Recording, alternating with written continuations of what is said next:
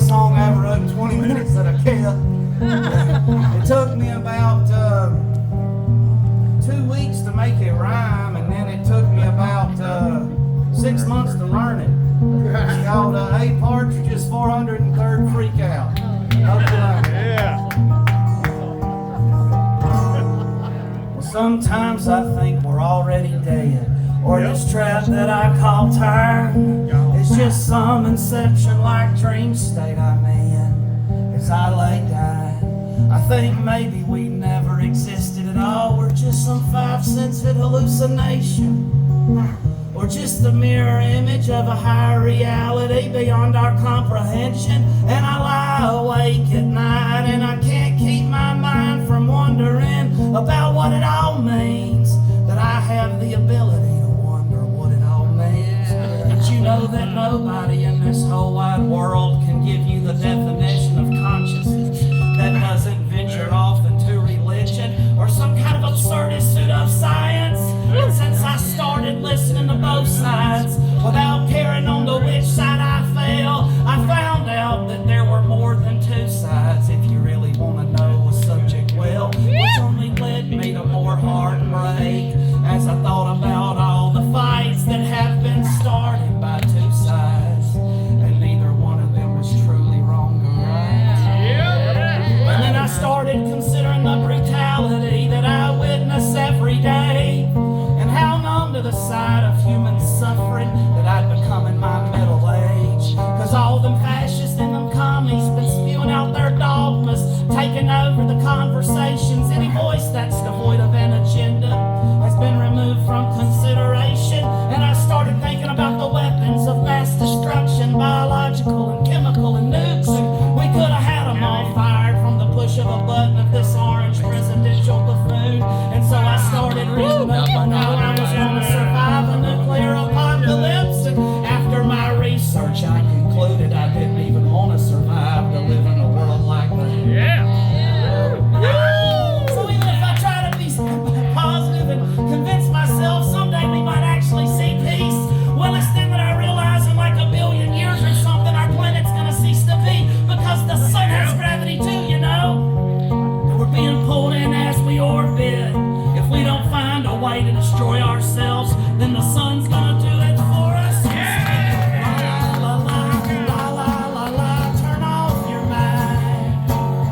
La la la la la la la la, turn off your mind. La la la la la la la la, turn off your mind, because an active mind is the devil's playground. The devil's playground. Well, there's verse 1. Mental gymnastics. Well, in my mind, these 10 scientists, explorers, the greatest Amongst them all, who gave their lives to learning and research and made great discoveries about the world. And then it occurred to me that all truth exists long before some learned man makes it known. I mean, if you think about it, E don't equal MC squared just because Einstein said it was so. And now considering this, science kind of seems like a waste. I'm gonna devote myself to art.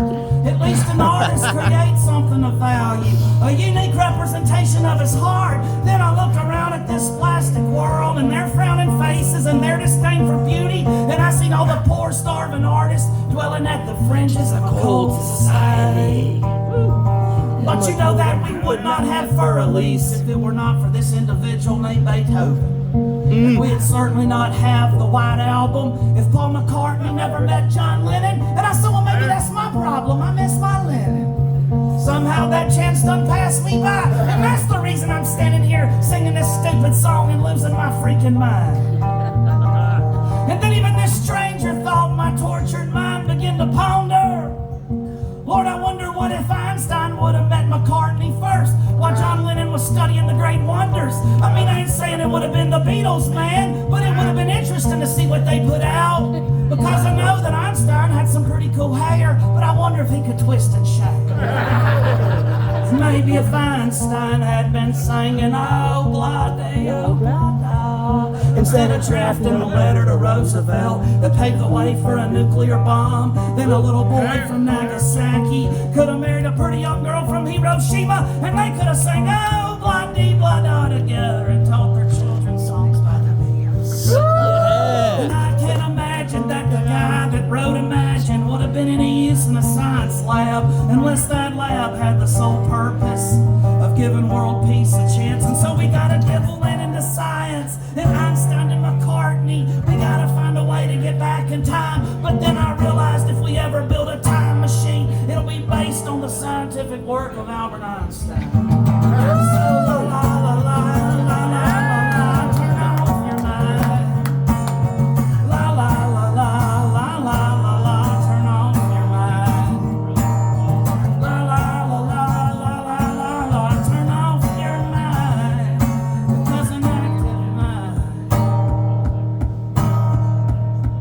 is the devil's playground.